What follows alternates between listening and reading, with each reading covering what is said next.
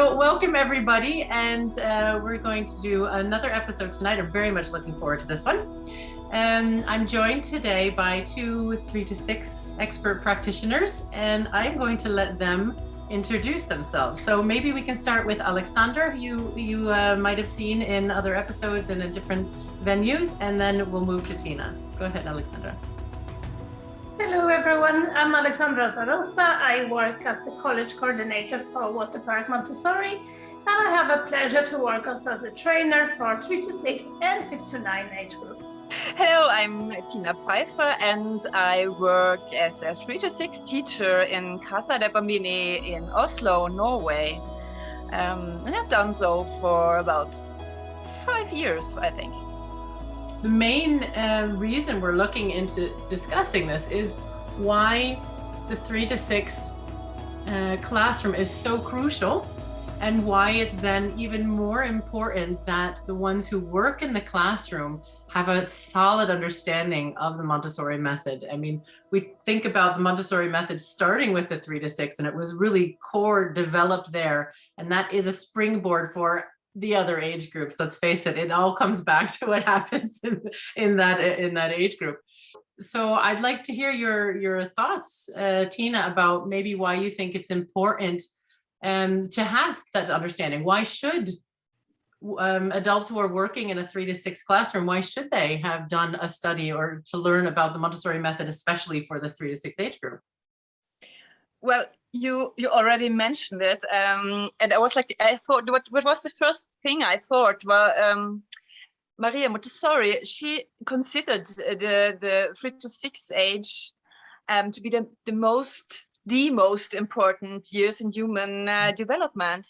I think she wrote something like the most important period of life is not the age of university studies, but the first one, the period 3 to 6, or from birth to the age of 6, something like that. And that really appealed to me. And so much is going on in these years. I mean, the language is just exploding, and the child develops a personality, and the social skills are growing, and the child starts to involve with others. And I mean, that's so important. And you said the 3 to 6 age is the foundation for all further development is laid there. So everything the Montessori school is based or building on is laid in those years. Yeah. And as guides, as Montessori teachers, we need to know how to guide and how to support the children in the best way possible. And I think that's why I studied to learn more about what's going on and how to prepare the environment for to give the children the best start possible. Yeah. Mm-hmm. I like what you said there, to support the child, because isn't that it's not about teaching them at this age. Yeah, we do give them lessons, but it's supporting them in their development. And I think of, we can measure things like if they can read or if they're able to calculate in mathematics and these kind of things. But I think of all the other skills, like the sensorial curriculum. To me, that is so foundational in brain development. I mean, you can read any research on brain development and special needs, learning disabilities, and they come back to the way these senses and how you can approach and adapt for these children. And I just think the Montessori method, it's the answer to me. I bring it back every time to what's done in the core 3 to 6 on that foundation, like you said. Do you want to add anything to that? Go ahead. That's so true, and it's not just the sensorial development, but also we try to make them independent and to helping them to trust in their own abilities, because they need the self-confidence to meet life and school in an open-minded way and a curious way. I want the children to be curious about the world when they start at school, and that's what we are doing in the 3 to 6 kindergarten, preschool. And that independence, what are we doing? Go ahead, Aleksandra. Independence, and what you mentioned about self-esteem. I think it's crucial here. It's the formative period that you mentioned that is so important. And by the age of 6, the personality is created, according to Dr. Montessori. And so if you think about self-esteem, self-confidence, this is our arena here to encourage children to make choices, to show them that they have agency, that they can manage something. It's not about praising them that will build up self-confidence, but to show them that they can do things on their own and that they can make responsible choices. This is very important, and it's very important to spend some time studying it. I don't think it's a knowledge that is very common. I think we all need to reflect on that, and that's why the training maybe is so important. That's the thing. I think too many we underestimate. We all know this. We way underestimate children, what they are capable of, and I keep going back to Tina. We've discussed this many times, also with you, Aleksandra, but the practical life. How this just gives them that agency. It gives them the skills of, these are real things. These are skills you need. You are able to master these and go out and do what, find out things you want to find out, do what you want to do through these practical skills. And if you don't understand the importance of this, if you haven't seen how this is done in a classroom and how it affects and helps the development of the child, it's kind of, okay, well, why do we need to pour milk, or, why do we need to transfer things into a glass? Well, it has such a bigger picture when you consider the long term in the brain development that it does have. Yeah, that's absolutely true. And it's so interesting to see the development from this when we have like this very, very small children, like 2.5 years starting, and then when they leave Casa or the Montessori Barnehage and they start at school, and all that happens in these years, and what they can do when they finish, it's unbelievable. I really love practical life part of Montessori. I know you do. We've discussed this so many times. I know you do, as do we. I mean, it's such a foundation. I just think you can't do without it. It's so important. But you work in a team, and also from a leadership side of things also. What are your thoughts on having colleagues who also have the training, who also has that common understanding of the approach for the 3 to 6? Any thoughts on that? Well, when you want somebody to take to study, I think it's always a benefit for team to have a student as a member.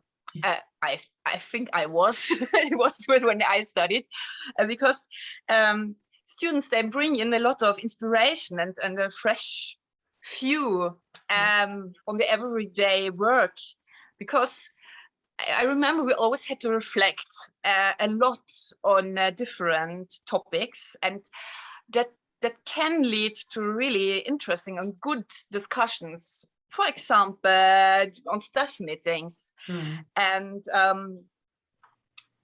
students also bring plenty of new knowledge and the newest research in the team, and it's amazing and inspiring. And personally, I found it really hard to work in a Montessori preschool, in a Montessori classroom, without being a Montessori guide. I did it, and I lasted about a year, and then I understood that I had to do something about it, because there were just very few materials I could use. I was shown some, which I could present to the children, but very often I did not understand the purpose of all these rules and routines and sometimes the materials, and it felt very strict. Yeah. For example, that the children had to use mats on the tables and rugs on the floor, and I was like, why is that so important? It was a bit strange. And I asked my colleagues a lot all the time, and thankfully they were very nice and pretty experienced, and they never got tired of answering all my questions and explaining to me. And that really that was good for me, but it was hard. And the biggest challenge though, that was the classroom management, because I was a leader, a pedagogic leader, and there was a lot of learning by doing, I think. And but just how to organize the day in a Montessori way was like, how can I do that? And who does what? Can the children do that, or should they do it, or should I do it? It was really hard, and it changed when I started to study. So so it was definitely worth it. It's absolutely worth it. Yeah, I was thinking that it must be frustrating sometimes to work in a team in a Montessori preschool or school when you only read a bit about it, or you want to know more, but you're not studying officially yet, and it's difficult. It's really difficult on a daily basis to understand. I think maybe sometimes could be even irritating. All those Montessori principles, and why can I not praise the child, or why can I not give a hug to the child now? I want to do it now. Why can I not do it now? Or things like this. And so when you mentioned that, I really related, because I also worked as the pedagogical leader, and we discussed a lot during our staff meetings, but I always felt this is not enough. We can, 1 hour per week, or even on a daily basis with many questions, as you mentioned. This is not enough. You need to have some time in your life to really study this, to read Montessori texts, to discuss with your co-students, to discuss with trainers, to learn how to prepare materials, to understand how materials work, and so on and so on. And so it could be frustrating for a Montessori teacher who doesn't have Montessori trained staff around, but also for the staff. Yes. It could be very difficult and frustrating, and it could lead to frustration, I would say, generally, and maybe lots of misunderstanding of Montessori. We have all those myths around Montessori, and it's a pity. Yeah. We don't want anybody to get a wrong picture of Montessori. No. We always say that we hear either Montessori is really strict or it's really free, and we think, well, it can't be both. It's a combination of the two. I mean, two sides. But I think we often talk about this. You mentioned this about when there are several who are studying many years experience, you start to be able to speak the same language. So things that are, you start to lose these miscommunications, or, one who just comes in and starts working and doesn't understand why we don't sit on a table, and you have to be the one who's kind of policing, and it creates this frustration, like you mentioned, Aleksandra. So I think having that common foundation, that common language, we're speaking Montessori in this case, we understand this method, and we have that common foundation. And yes, go ahead. and the frustration, I really, yes, I experienced a lot of frustration. And I had to say always to not always, but often I had to say to the children, I'm sorry, I can't show you this material. Can you ask my colleague, please? And it was a bit frustrating, and it was difficult in my role because I was supposed to be the pedagogical leader and lead the children in some sort of in the situations. And then I had always to say, no, I can't show you because I can't.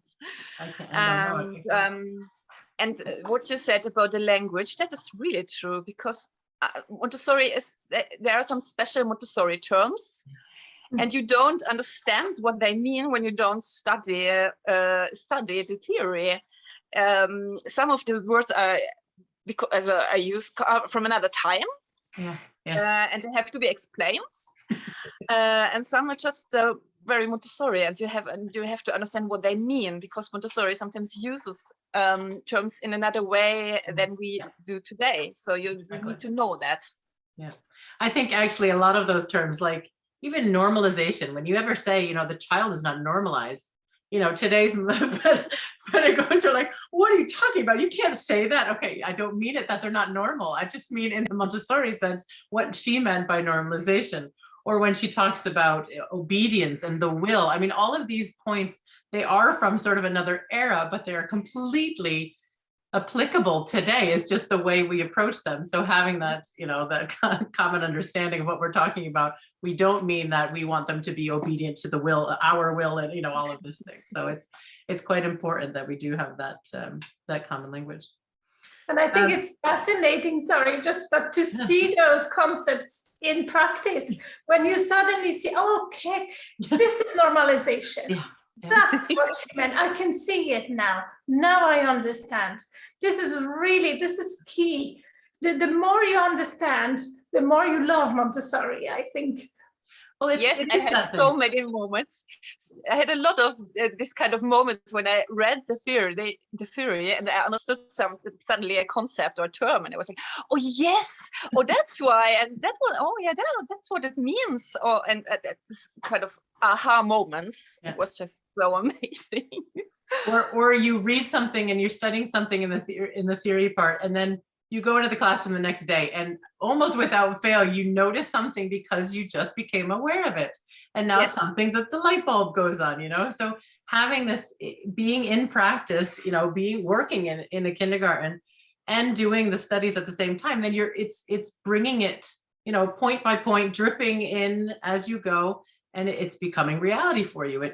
You're seeing it in practice as you go. And those moments when you first see the deep concentration or all of these things that we read about, and you think, well, okay, I'll believe it when I see it. And then you do see it, and it's so wonderful. It really is kind of those really wow moments. I remember one such moment when we had these chats with Waterpark with the other students, and it was quite at the beginning of when I started to study, and I was at work and I saw this little boy sorting cups, like the green ones here and the red ones there, and he was doing that. And I thought, oh yeah, that's because he's in a sensitive period of order, and I had no idea of that before I started to study. It was such a, oh yeah, that's what they talk about when they talk about the sensitive periods. Exactly. No, it's great when you see sensitive periods in action. To me, are just absolutely fantastic to observe. I love it every time it comes up in my own kids, especially, but also in the classroom. There was something actually you said earlier, Tina, that I think is really important, and that is when you have in the staff, and you do have ones who are studying, and you're at different levels. And I always reflect on this, that ones who have, for example, done their diploma 10 years ago, for example, even longer than that.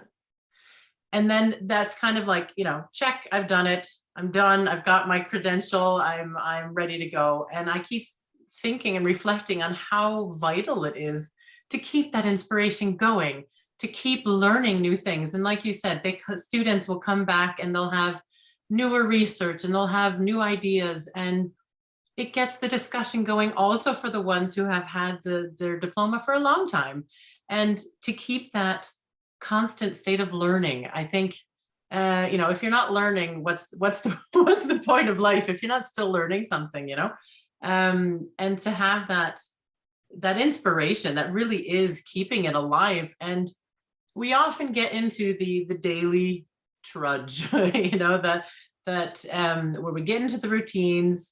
Winter starts, we've got the snow, and it's all about helping them get these stupid snowsuits on so they can get outside and all of this. And you get into this and you forget, rather than being frustrated, let's get into this routines. Let me watch how I can help these children learn how to put on their snowsuits themselves and get themselves ready. And if it takes a half an hour or an hour, that's the time it takes. And how can we manage all of this? But it usually is, the factory line of the adult going down and helping put on boots and helping put on, and it's quite interesting to think of how we can get into the daily routines without realizing what is it we're actually doing.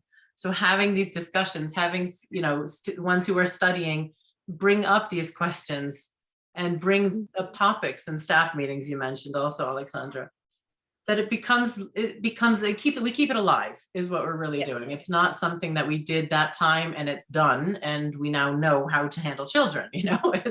Things are changing all the time anyways, and we're seeing more and more research that supports the Montessori method, if you ask me. I think there's so many things that we're seeing now in the research that is showing that what Montessori said 100 years ago was pretty much spot on. And sometimes it's like when you work every day and you have this routine and you stop reflecting. Yeah. And when you study, you have to reflect all the time. And I remember when I was doing the classroom practice in my own kindergarten, in my own preschool, we were on an outing in the Norwegian Folkemuseum, and it didn't went well. It was not a good outing. A lot of things happened that weren't planned, and and after that I started to reflect what I had to reflect what was going on that day, and we changed our routines of planning outings after that, and that I was able to stop because I had to write a log, and I had to reflect on my days, and it was so important for me, because usually you don't take the time to reflect on these things. You should. But often you don't. And for me, it changed that day. I have to say that I don't reflect every day, but sometimes when things happen, I just force myself to stop and start to reflect what was going on. Why did it go so well, or why didn't it go so well? So yes, it was a big benefit. Absolutely, that's such an important part of all of this as well. And by doing the study, then you get into that habit, because you're forced into it. We don't do this. Most people don't reflect this in depth out of habit. So it is something that we have to learn, but having done it, like you said, having gotten into the habit, or having been forced to do it because you had to for your studies, then it becomes, you sort of learn the skill of critical observation and reflection. So this is which is going to help in any classroom at any time. Let's face it. And it helps the team, because it changed the routine for us. We always say that rather than focusing on the problem, you focus on reflecting and focusing on how can we change things? What are we doing to? And rather than focusing on the problem child, and it gets so negative based, but rather to reflect, okay, how was my reaction in this situation? What could I have done better to help this child and support him in where he is now, rather than just getting frustrated at a child who's not listening or whatever it is.